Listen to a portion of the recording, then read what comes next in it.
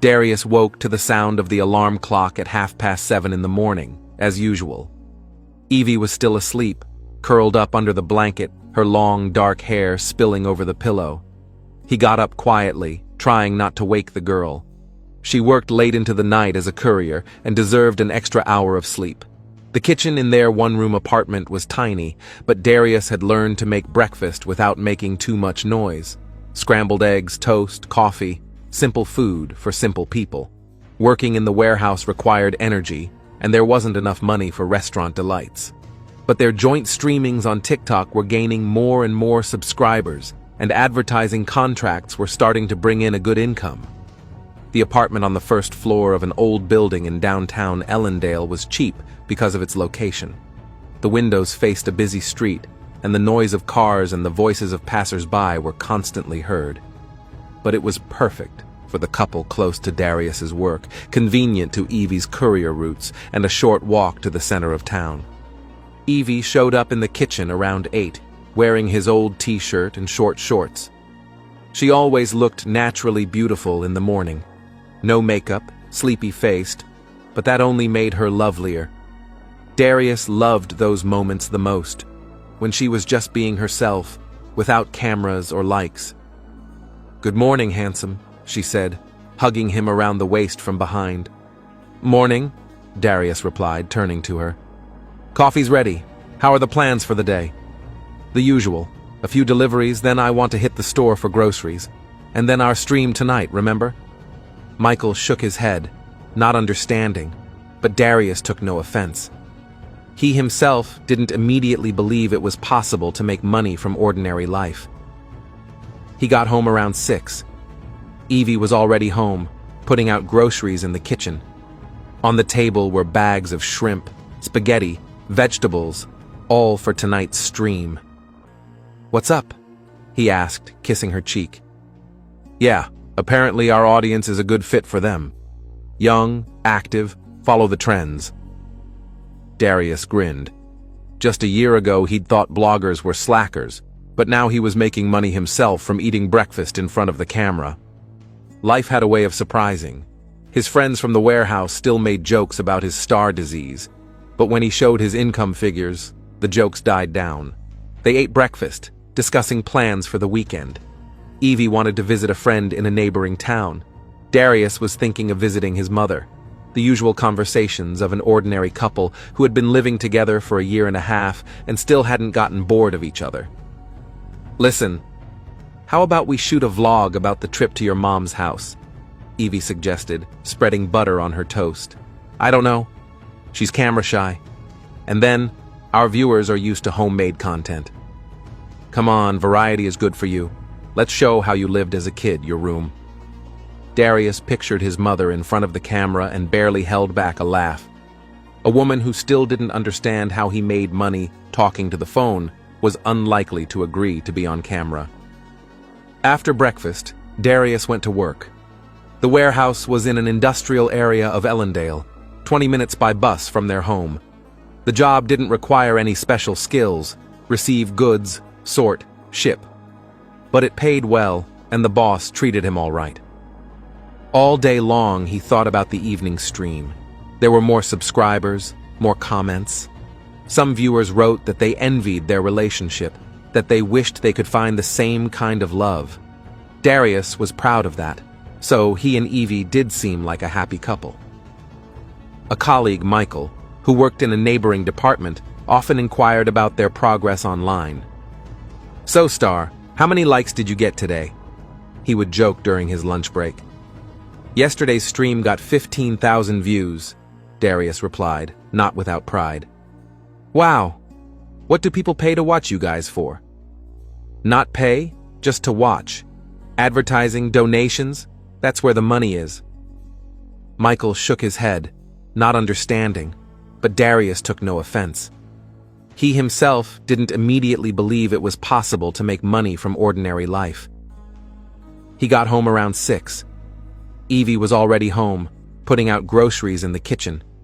On the table were bags of shrimp, spaghetti, vegetables, all for tonight's stream. "What's up?" he asked, kissing her cheek. "Fine. Just tired. Had a lot of orders today. Traveled halfway across town. One customer lives on the 7th floor with no elevator. Can you imagine? Barely carried the package. Get some rest. I'll make my own dinner for the stream. No, no, no, no. Evie waved her hands. Remember what happened last time you cooked for the camera? Darius laughed. Indeed, last time he had gotten so engrossed in talking to his subscribers that he had burned a chicken. The chat exploded with laughter, and they ordered pizza afterward. The video garnered a record number of views. Viewers loved it when something didn't go according to plan. Okay, we cooked together, the usual. They spent an hour getting ready for the stream. They cleaned the apartment, set up the right lights, checked the camera. Their setup was simple. Phone on a tripod, ring lamp, small microphone. Nothing professional, but enough for TikTok. Evie left to change in the bedroom. Meanwhile, Darius checked the comments under yesterday's video. Most were positive. A few questions about recipes. A couple suggestions to shoot collaborations with other bloggers. One comment made him frown. Evie's been weird lately. He reread it several times, but still didn't understand what the author meant. Evie returned in a beautiful dress, a light blue one that emphasized her figure. Darius wore his favorite shirt, the one that, according to subscribers, made him especially attractive. By the way, I talked to Alyssa today, Evie said, fixing her hair in front of the mirror. Alyssa who? A friend from the next town over. She blogs too, only on Instagram. Suggests we do something together. What's that? I don't know yet. A challenge of some sort or a vlog about friendship. She's more popular than us. We could grab some followers. Darius nodded. Collaborations really did help grow. He'd seen it with other bloggers. The important thing was to keep the content high quality. Ready? Evie asked, checking one last time to see how she looked on camera. Ready? Darius nodded. She pressed the button to start the broadcast. A few seconds later, greetings from viewers began to appear in the chat room. Hearts, emoticons, the familiar nicknames of regular subscribers. Hey people, Evie's hand waved happily. How's it going? How's the mood? Making seafood pasta today, Darius added, showing a bag of shrimp, and telling you about our plans for the weekend. Viewers racked up more than 1,000 viewers, a good number for their channel. Hearts and questions sprinkled in the comments. Some were curious about the recipe, some complimented Evie, some made jokes about Darius. Oh, look who's here to see us! Evie pointed to the chat room, where the nickname of one of their most active fans appeared. Hey, deep sea lover, how's it going? They started cooking. While answering questions from the chat room, Evie told a funny story about today's delivery, when the customer met her in a robe and slippers, clearly forgetting that he was waiting for the courier. Darius was sharing plans for new videos. He wanted to make a vlog about his work in the warehouse. How about we have a contest? Evie suggested. Whoever guesses how many shrimp are in this package will get stickers with our logos on them. The chat came to life. Audience members began writing numbers, from 10 to 100. Some joked around, suggesting fantastic numbers like 1,000. Darius smiled as he watched the activity of the subscribers. It was nice to see people genuinely interested in their lives, how excited they were about simple things like cooking dinner. An ordinary young couple from an ordinary American town had become part of the lives of thousands of strangers. The pasta was almost done, the shrimp fried to a golden color. Evie added the spices, stirring the sauce with a wooden spoon. It was business as usual, measured, cozy, family style. By the way, Evie said without taking her eyes off the stove, I'm going to renew my papers tomorrow. My passport's about to expire. Papers? Darius interjected, continuing to read the comments. Yes, at the Social Security office. It's perpetual bureaucracy there, but what can you do? Darius nodded, not really thinking much into her words. Paperwork, passports, the usual adult routine he preferred not to think about until he was in a pinch. How about a vlog about American bureaucracy? He joked. People ask about our lives in the comments all the time. Yeah, Shoot me standing in line for 3 hours, Evie laughed. In the chat room, someone wrote that they wanted to move to America and asked for advice. Other viewers began sharing their stories about paperwork and moving. Listen, here's an interesting topic for the next stream, Darius said. Let's tell about how we met, how we moved in together. Romantic, Evie agreed. True, it wasn't all smooth sailing there. But it was honest. People love honesty. The broadcast continued. The viewers stayed active. Things went on as their evening streams rolled on.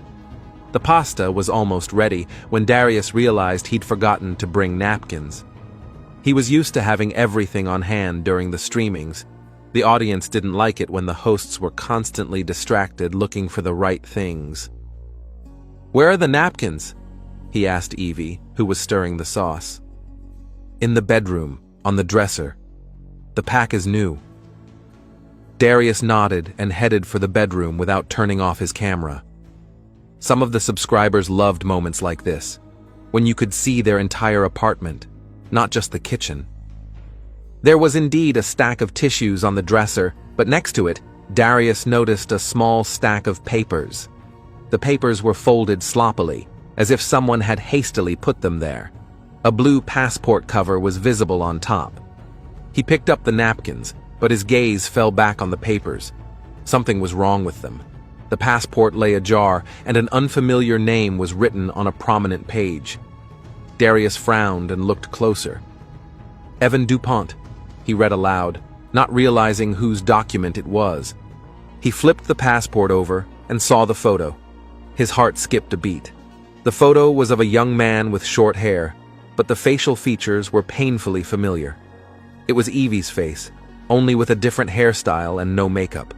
Darius stood holding the passport in his hands and couldn't believe what he was seeing. A chaos of thoughts swarmed in his head. Why did Evie have papers in a man's name? Why did the photo make her look like a guy? "Darius, what are you doing in there?" yelled Evie from the kitchen.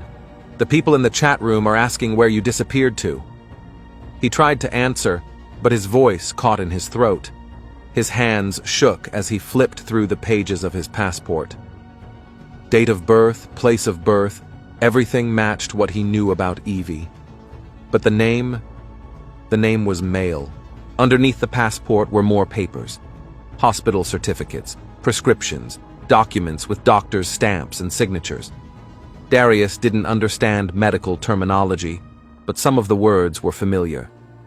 Hormone therapy, sex change, transgender transition. The world around him seemed to stop. Everything he'd believed in for the past year and a half had fallen to pieces. The girl he lived with, loved, trusted, turned out to be... what? He didn't even know what to call it. "Darius!" Evie's voice grew louder and more anxious. "What happened?" He picked up the papers and slowly walked back into the kitchen. Evie was standing at the stove, smiling at the camera and responding to comments from the audience. But when she saw his face, the smile instantly disappeared. "What's this?" Darius asked, showing her passport. Evie turned pale. She looked at the ID, then at him, then at the camera.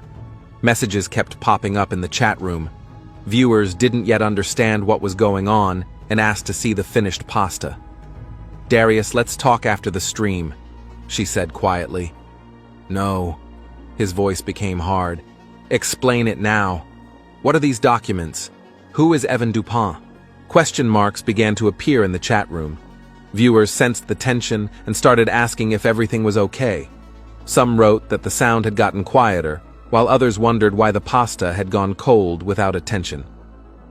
It's hard to explain." Evie nervously rubbed the edge of her apron. "Complicated?" Darius's voice rose. "It's your picture on a man's passport. What's complicated about it?" He looked at the document again, rereading the name. Evan DuPont, male gender, date of birth, the same as Evie's. Everything matched except the gender. "Guys, maybe this is a prank?" someone wrote in the chat room. "Come on, they always joke like that," another viewer replied. But Darius saw Evie's eyes, and there wasn't a shadow of mirth in them, only fear and despair. "Darius, please."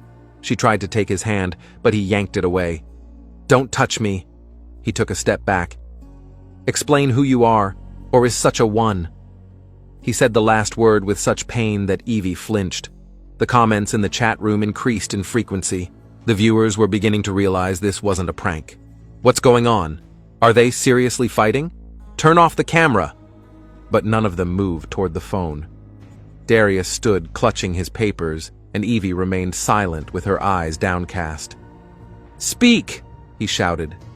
"Yeah, I was born in a man's body," she finally uttered. "But I've always been a girl on the inside. I've been in therapy for the last 3 years, taking hormones." The words sounded like hammer blows on an anvil.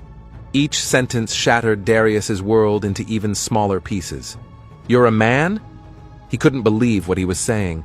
"No, I'm a woman, just born in the wrong body. You've been lying to me for a year and a half." "I didn't lie. I am a woman." Panic broke out in the chat room. The number of viewers grew to several thousand. People started sharing the link to the stream, sensing that something unusual was happening. "Turn off the camera. This is private life. Someone call the police." But among the supportive comments came others. "Cheating. He has a right to know. What an abomination." Darius read the messages with the corner of his eye, but his main focus was on Evie, on the person he no longer knew. "Why?" His voice trailed off. "Why did you hide it?" "Because I was afraid. Afraid of exactly that kind of reaction." "What kind of reaction? That I'd find out the truth? That you would look at me like a monster?" Darius looked at the medical certificates in his hands. Hormones, surgeries, psychological counseling. A whole world he knew nothing about. A world in which the girl lived, or someone who called herself a girl. "I don't know who you are," he said quietly. "I'm the same Evie you fell in love with." "No," he shook his head. "Evie doesn't exist. There's only Evan." She recoiled as if from a slap. "There isn't. Evan is the past. I've changed. I've become me." "Became you? Or became a lie?" In the chat room, the number of comments passed several hundred per minute. The viewers were split, some supporting Evie, others supporting Darius, and still others demanding the broadcast stop. Darius looked at the passport photo again. The young man was looking at him from the official snapshot. Same eyes, same nose, but the short hair and lack of femininity made the face look completely alien. "You slept with me," he said, and there was a new note in his voice, disgust. "Darius, don't—" "You forced me to have sex with you without telling me the truth." "I didn't force anyone. It was love between us." "Love?" He laughed, but the laugh was bitter. "On a lie?" Evie cried. Tears rolled down her cheeks, smearing her makeup. She looked broken and frightened, but Darius no longer felt the urge to comfort her. Anger was growing inside him, slow, heavy as lava. Anger at the deception, at the lies, at the fact that his life had been built on falsehood. "A year and a half," he repeated. "A year and a half, I lived with a man I didn't know. You knew me better than anyone else. I knew the actress." In the chat room, viewers continued to argue among themselves. Some called for tolerance, others supported Darius's right to be angry. The broadcast turned into a theater of war, where every word became a weapon. The dinner they were preparing for the audience no longer interested anyone. Even the food itself seemed now part of a false world that had collapsed in a matter of minutes. Darius stood in the middle of the kitchen, papers in hand, and felt something dark and uncontrollable growing inside him. Anger mixed with disgust, pain with rage. A year and a half of his life had become a sham, and the person he trusted the most had turned out to be a complete stranger. The air in the kitchen became thick and heavy as the pasta cooled on the stove. The ring lamp continued to illuminate their faces with bright light, and the phone screen flashed endlessly with comments from the audience. All of this, their ordinary world, their cozy space, had suddenly turned into a place where his entire life was crumbling. "Do you realize what you've done to me?" His voice became low, threatening. Evie continued to cry, but his tears no longer moved him. Now he saw them only as an attempt to elicit pity, another manipulation. How long had she rehearsed those tears? How many times had she used them to get her way? "Darius, I can explain everything." "Explain?" He threw the papers on the table so hard they shattered the surface, and the medical certificates fell to the floor next to the shrimp. "What can you explain? How you made me kiss you knowing you were a man?" "I'm not a man. How many times do I have to tell you?" "Then what are you?" "Evan DuPont, 24 years old, male, gender, it says so on your passport." He grabbed the document and shook it in front of her face. The picture of a young man with short hair stared back at them both like a mute witness to a lie. Chaos was going on in the chat room. The number of viewers had passed 5,000, and there were dozens of new comments every second. People shared the link to the broadcast, drawing more and more attention to the unfolding drama. "He's gonna kill her! Call the police! This isn't streaming anymore, it's real! Does anyone know their address?" But among the panicked messages were others. "She's been lying to him! He has a right to be angry!" What a disgusting thing to say. "He didn't know!" Darius saw the comments through his side eye, and they only added fuel to the fire. Thousands of strangers had witnessed his humiliation, his whole life, all their videos together, all their moments of intimacy. It all now looked like bullying, like a cruel joke on him. "You've made a laughing stock of me," he said, stepping closer to Evie. She retreated to the sink, pressing her back against the edge of the countertop. Behind her back hung the towels they'd bought together, their initials embroidered on them, another symbol of a fake life. "Darius, stop. You're scaring me." "I'm scaring you?" He laughed, but there was nothing funny about the laugh. "Do you know how scared I am right now? Do you realize how I feel, finding out that I've been living a deception all this time?" He thought about everything at once, the way they'd made love, the way he'd told his friends about his beautiful girlfriend, the way he'd planned to propose to her for New Year's Eve. It all turned to mockery. "How many times have you laughed at me?" he continued.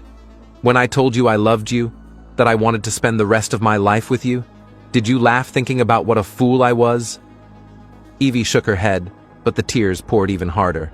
"No, never. I really love you." "Love you?" Darius's voice became shrill. "You don't even know what that is. Love is built on honesty, not lies." Evie tried to get around him, to get to the phone, to turn off this damned broadcast that had turned their private tragedy into a public spectacle. But Darius blocked her way. "Wait, we're not done talking. Darius, please, let's turn off the camera. No, let everyone see who you really are. Let everyone know the truth." He was furious that their private life had become entertainment for thousands of viewers, but at the same time, some dark part of his soul wanted everyone to see his pain, to realize how cruel this lie was. Please what? Please forget? Please pretend like nothing happened?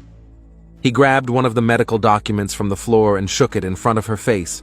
"Hormone therapy, the surgeries! You turned yourself into a woman to fool people like me. I didn't do it for you. I did it for me. You lie. Everything you do is a lie. Your whole life is a lie." In the chat room, viewers continued to argue amongst themselves, but more and more people were beginning to realize the seriousness of the situation. Some were already posting about contacting emergency services, while others were trying to find the streamer's address through their old videos. "Someone needs to be warned. She's in danger. Give me the address. Are the police on their way? Record everything, it's proof." Darius read the comments and felt anger turn to rage. Even strangers saw his humiliation. His personal tragedy had become entertainment for the thousands of viewers who were now discussing his life like another show. Look what you've arranged." He pointed to the phone screen. "The whole internet now knows I'm a fool who lived with a pervert for a year and a half." "Don't call me that. What should I call you? Girl? Honey? Bride?" He uttered the last word with particular malice. He'd actually thought about getting married, saved money for a ring, envisioned their future children. It all came crashing down in a matter of minutes. "You know what the nastiest part is?" He continued. "Not that you're a man. It's that you let me believe we had a future. You let me fall in love with a phantom." Evie covered her face with her hands and burst into tears even harder. Her shoulders shook with sobs, but Darius no longer felt the urge to comfort her. "I've wanted to tell you. Many times I've wanted to." "When? During sex? Or when we were planning the future? When you met my friends? When you met my mother?" The mention of his mother hit him particularly painfully. The old lady had grown so fond of Evie, constantly asking when they'd get married, saying her son had finally found a good girl. "My mother still asks about you," he said more quietly, but no less angrily. "What am I going to tell her? That her future daughter-in-law turned out to be a man? I was afraid of losing you, and rightly so, because a normal man wouldn't live with someone like you." The words came out of him like poison. Every sentence was meant to hurt, to humiliate, to break. He wanted her to suffer the way he was suffering now. "Do you even realize what you've done to me? I don't even know who I am now. If you were able to trick me like that, then I'm a complete idiot." In the chat room, the number of messages grew exponentially. The video began to be reposted on other social networks. Scraps of dialogue were quoted on forums. Their tragedy was becoming viral content. "This is unreal. This can't happen. Poor guy. We gotta stop them. Where are the police?" Evie raised her head and looked at him. There was no more fear in her eyes, just desperation and something else. Determination. Something broke inside her, some last defense crumbled. "You know what, Darius? Maybe you're right. Maybe I really am a monster." Her voice changed. Harder, angrier. It was as if something had awakened in her that she had long kept hidden not only from Darius, but from herself as well. "Maybe I really am as deceitful and perverted as you say." She turned abruptly to the kitchen table and grabbed a vegetable slicing knife. The blade gleamed in the light of the ring lamp, reflecting their faces, his, skewed with rage, and hers, contorted with despair. "But if I'm a monster, then you're just an ordinary asshole who can't accept anything that doesn't fit into his limited picture of the world." Darius recoiled as he saw the knife in her hands. In that moment, she didn't look like the fragile girl he knew. There was something wild, dangerous about her. "Put that down." "Why? Are you afraid? Do you think I can hurt you?" She took a step toward him, and the knife trembled in her hand. Darius realized she didn't know how to use it, but that didn't make it any easier. A desperate man with a sharp object remained deadly. The chat room exploded with panic. Viewers began posting en masse that something scary was happening. "She has a knife! Call the police now! This is no longer a prank! Someone needs to intervene! They're gonna kill each other!" Some onlookers began calling emergency responders, but most just watched mesmerized, unable to tear themselves away from the unfolding tragedy. "You want to know the truth?" Evie continued, waving the knife. "Here's the truth. Yes, I was Evan. Yes, I was born in a man's body, but I was never a man inside." Tears rolled down her face, but now there was not only pain, but rage in them. "I spent years trying to be me, years of pain, surgeries, humiliation, all so that people like you can call me a pervert." Darius slowly raised his hands, trying to calm her down.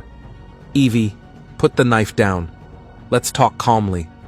No, I'm tired of your insults. Tired of you turning me into a monster. You turned yourself into a monster when you started lying." "I didn't lie. I just didn't tell you my medical history. Everyone has a right to privacy." Privacy? Darius's voice trailed off. We live together. We're having sex. I have a right to know who I'm sleeping with.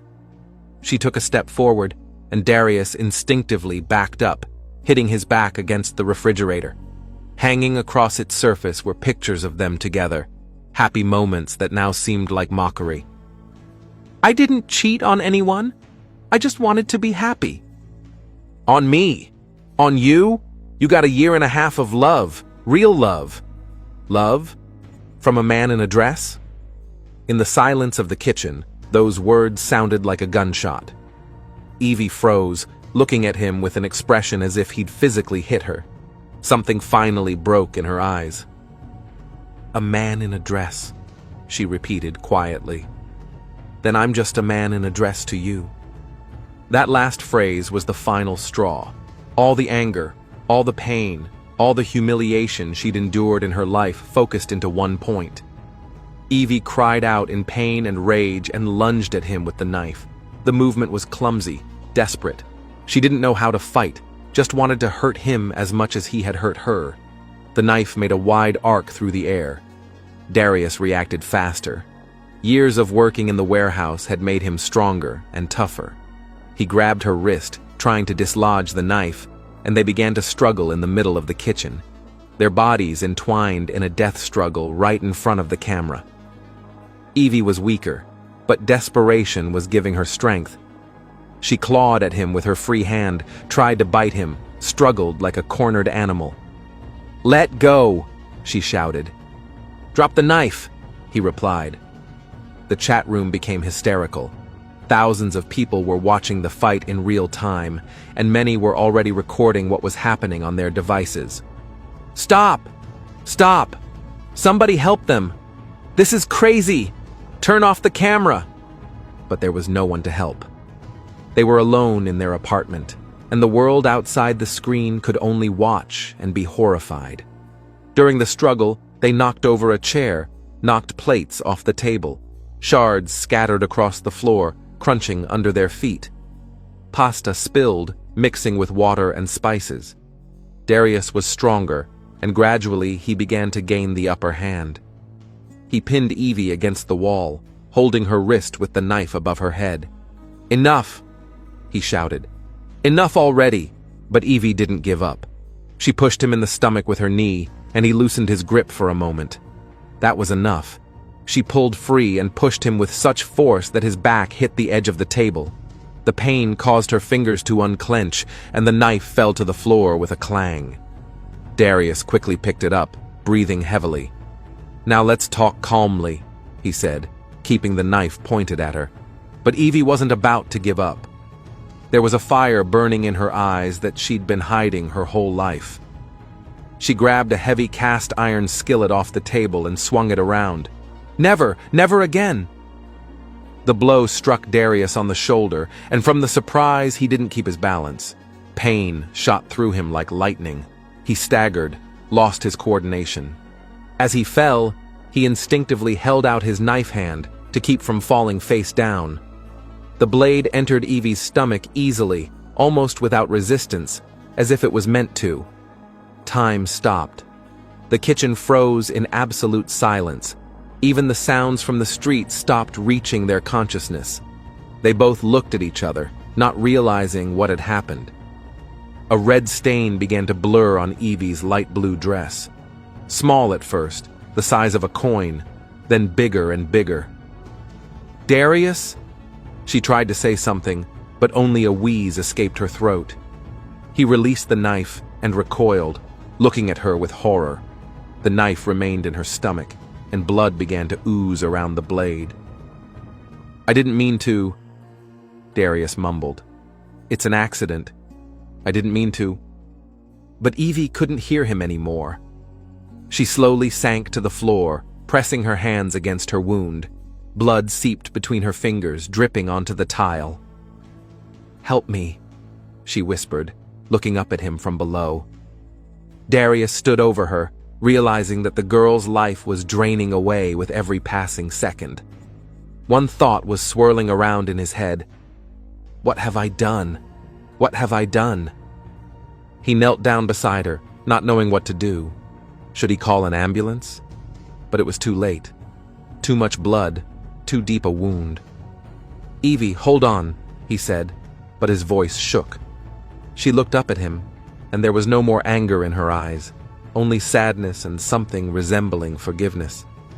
"Yeah, I really loved you," she whispered. Those were her last words.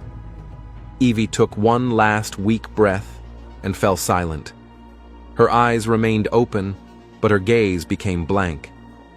Darius sat next to her body, unable to believe what had happened. The girl he had lived with for a year and a half lay dead on the floor of their kitchen, and he was her killer. The chat room exploded. Viewers screamed, cried, demanded to call the police, blamed each other and the streamers themselves. Many had already left the broadcast, unable to watch what was happening. "She's dead! Murderer! Someone needs to be arrested. This can't be real. My God, what have they done?" Darius looked at the camera, then at Evie's motionless body, then back at the screen. Thousands of people had seen him kill the man. His whole life had been ruined in a matter of minutes. The police, the trial, prison, all of it awaited him ahead. But worst of all was the realization that he had killed the person he loved. It didn't matter who she used to be. What mattered was that now she was gone. He picked up the knife that lay next to the body and looked at the blade. There was blood on it, the blood of the person he loved who was no longer there. "I'm sorry," he said quietly, not knowing exactly who the words were meant for, Evie, the audience, or himself. Darius put the blade to his neck. A new wave of panic started in the chat room, but he didn't read the comments anymore. He didn't want to live in a world where he was a murderer. His last thought wasn't pain or regret. He just wanted it all to finally be over. That the nightmare their lives had become would stop. A sudden movement of his hand, and it really was over. The camera continued to run for a few more minutes, showing two motionless bodies on the kitchen floor. Blood slowly spread across the tiles, mixing with the remnants of the spilled paste. In the chat room, people were screaming, crying, calling the police and emergency services. The broadcast was automatically interrupted by the platform 8 minutes after Darius's death. But by then, thousands of viewers had already saved the recording. The video began to spread across the internet at an alarming rate. In a neighboring apartment, Tasha Morris sat against the wall with her ear pressed against it. The screaming had stopped moments ago, and now there was only silence. An ominous, unsettling silence that spoke of something irreparable happening. Detective Xavier Reeves received the call at 22 hours and 37 minutes. Dispatch reported a homicide on Maple Street, 43, Apartment A. 2 dead, suspected domestic violence. Reeves sighed. Such cases had become more and more common in recent years. The drive to the scene took 15 minutes. Ellendale wasn't a big city, and criminal activity here was usually limited to petty theft and drunken brawls. Murders were rare, and each one was an event for the local police department. As he pulled up to the house, Reeves saw a familiar sight: police cars with blinkers, yellow tape enclosing the perimeter, and a crowd of curious neighbors. Some were holding their phones, clearly filming what was happening for social media. Officer Jenkins met him at the entrance. "What do we got, Jenkins?" Reeves asked, pulling out a notepad. 2 bodies in Apartment A. Young couple, Darius Campbell, 27 years old, and Evie DuPont, 24 years old. Neighbors called us after they heard screams. Witnesses? Upstairs neighbor Tasha Morris says she heard an argument and then everything went quiet. But there's something more interesting. Reeves raised a brow. They were streaming live on the internet when it all happened. Thousands of people saw it. Really? Totally. The video's already gone viral on all the platforms. Our tech guy Cole is downloading the footage. Reeves shook his head. The modern world never ceased to amaze him. People were willing to broadcast even their own deaths to the internet. They went up to the first floor and entered the apartment.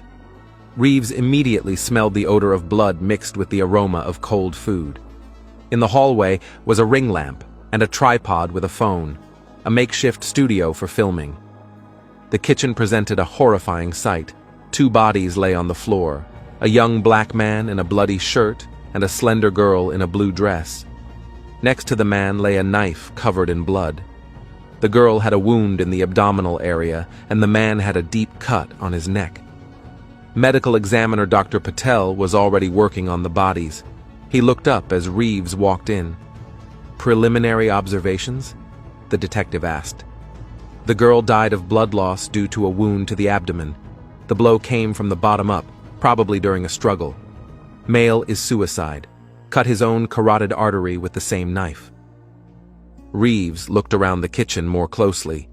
On the table were scattered papers, passport, medical certificates, some papers with stamps.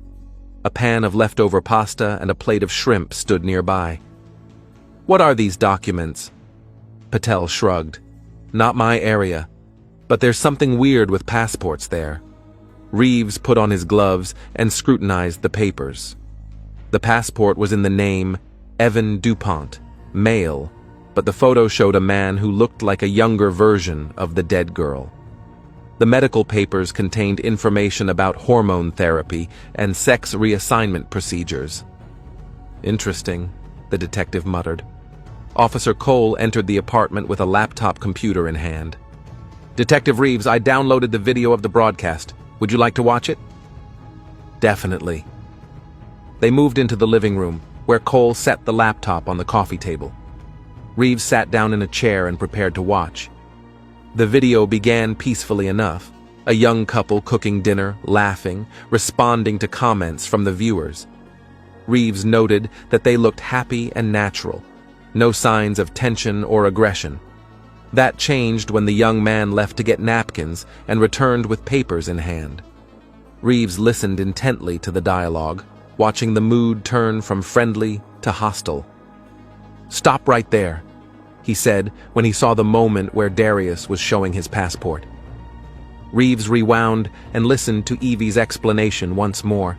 The transgender transition, the hidden identity, the lies a year and a half long. The motive for the fight was becoming clear.